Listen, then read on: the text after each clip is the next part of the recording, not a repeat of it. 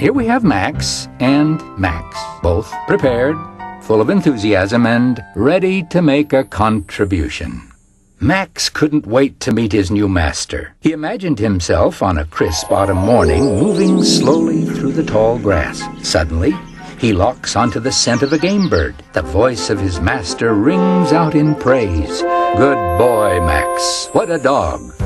Likewise, Max could just see himself after several fulfilling months on the job enter his workstation one day to the applause of his fellow workers.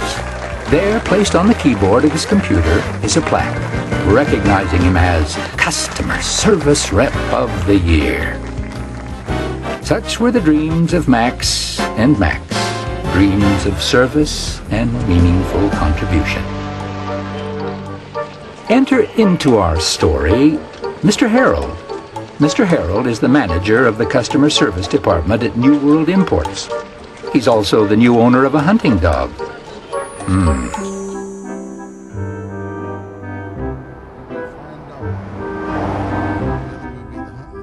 When Mr. Harold picked up Max, it was a happy occasion.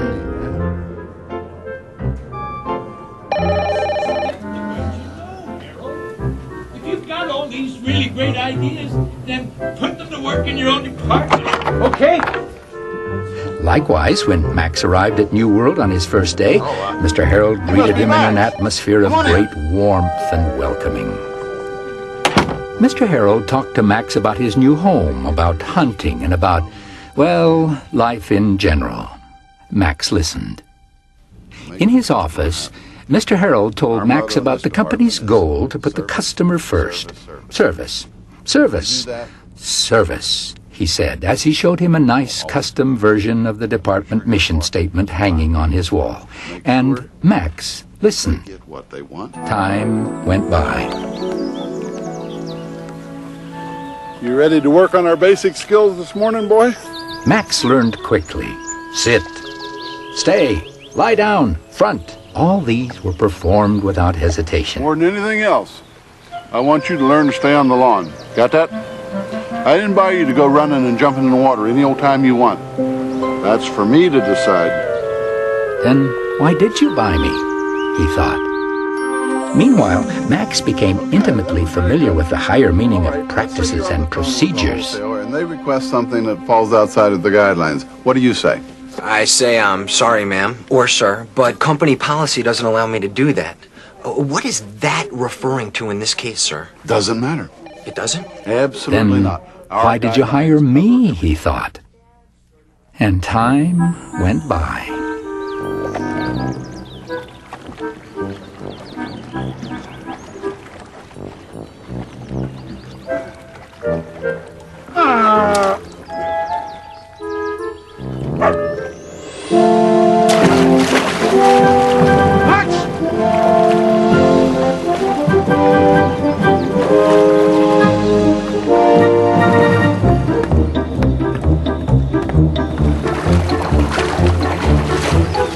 I told you not to leave the lawn. Now, what are you doing down here? Now, you get right back up on that lawn before I take a newspaper to you. Go on, you get. Get up on that lawn.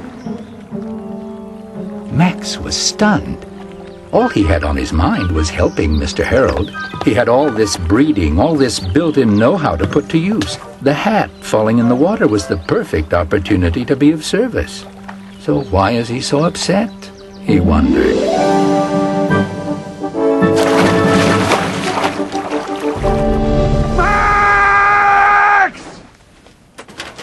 Front.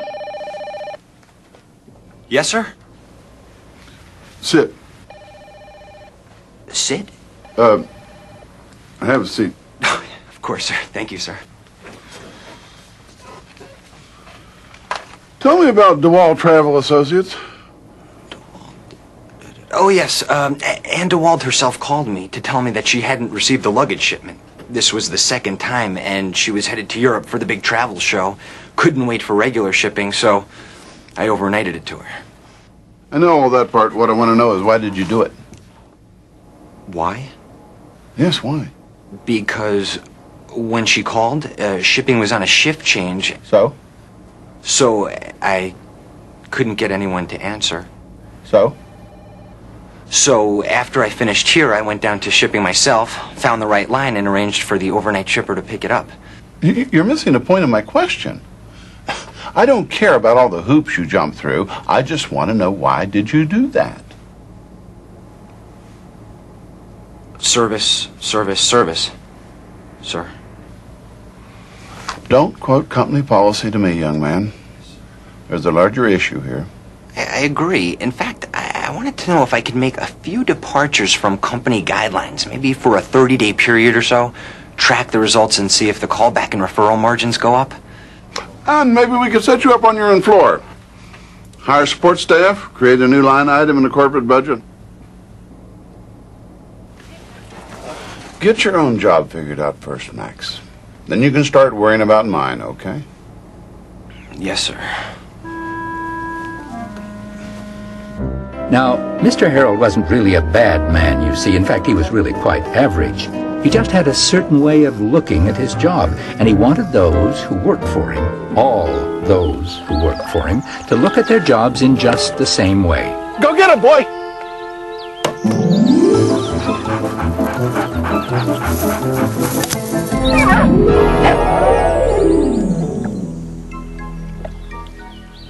Discipline, boy.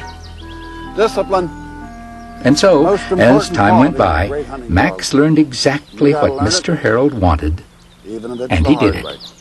Likewise, Max put his all into following what seemed to be the real New World guidelines of customer service. And as time went by, he came to know exactly what Mr. Harold wanted, and he gave it to him. Allow your research team to use their laptops when they're out of the country. Is that right? But you have to understand, it is our policy not to refund or replace after 30 days. I'd be happy to refer you to our customer service supervisor.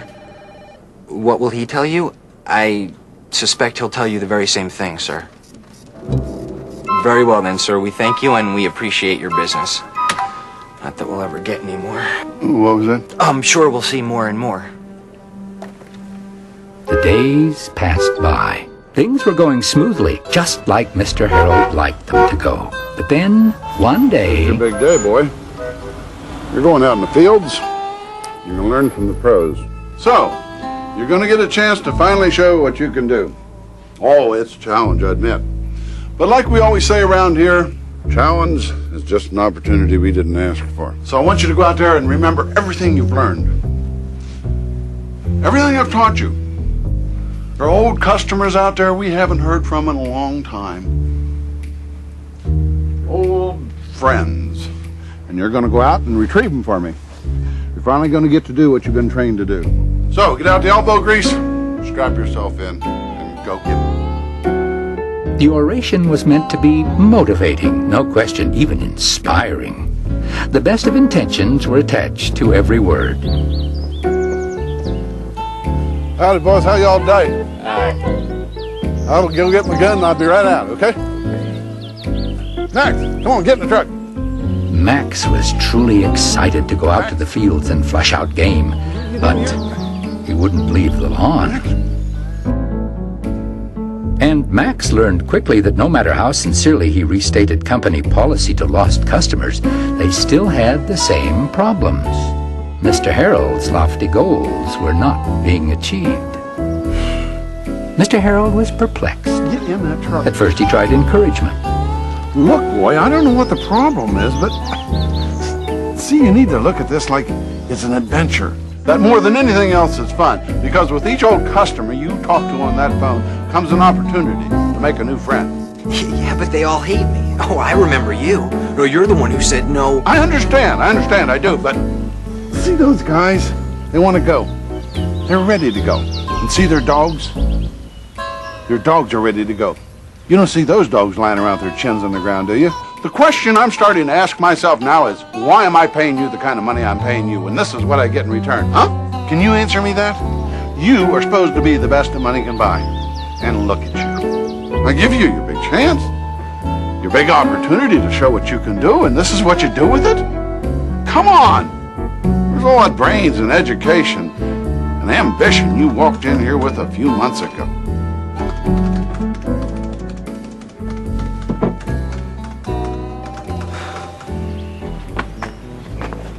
So here we have Max, wondering why Mr. Harold was so angry with him when he finally learned to stay on the grass, no matter what.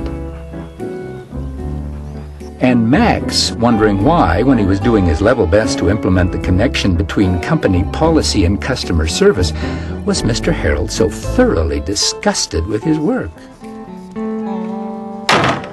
Time went by. And one day, Mr. Harold's boss decided that what was lacking in his assignment to bring back old customers was teamwork. So he suggested to Mr. Harold that he throw a little party for all the customer service reps. Why don't you do it in your own backyard, he said. It'll give it that personal touch. And so he did. Max, you haven't tried my famous ribs yet. Well, They'll melt in your mouth. Best thing you ever ate. My hunting dog, and I use the term loosely, loves them. so, if the dog likes them, well, then I should like them. Makes sense. Thank you, sir. Yes, well, I hope you're enjoying the party. Hey, everybody, come on down here and let me show you what I've been working on all summer. The party was a real success. Mr. Harold was particularly pleased. I just needed to get these people to like me, he thought. Now, when I chew on them, they'll know it's nothing personal. Yeah. Dandy, huh? Yep. Can't have a boat without a hat. All right? How do you like this? Took me 3 months. Sit here at your tiller.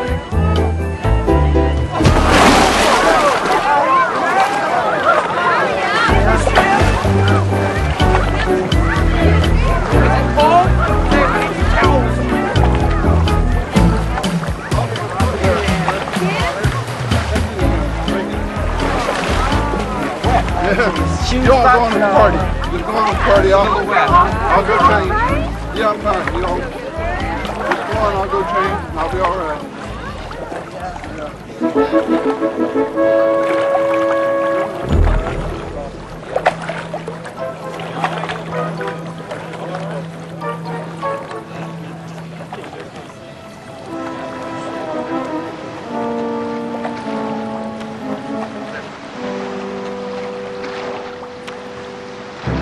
You must know something about that hat that I don't. There was an interesting connection felt by Max and Max on that summer day, though neither of them really knew what it was.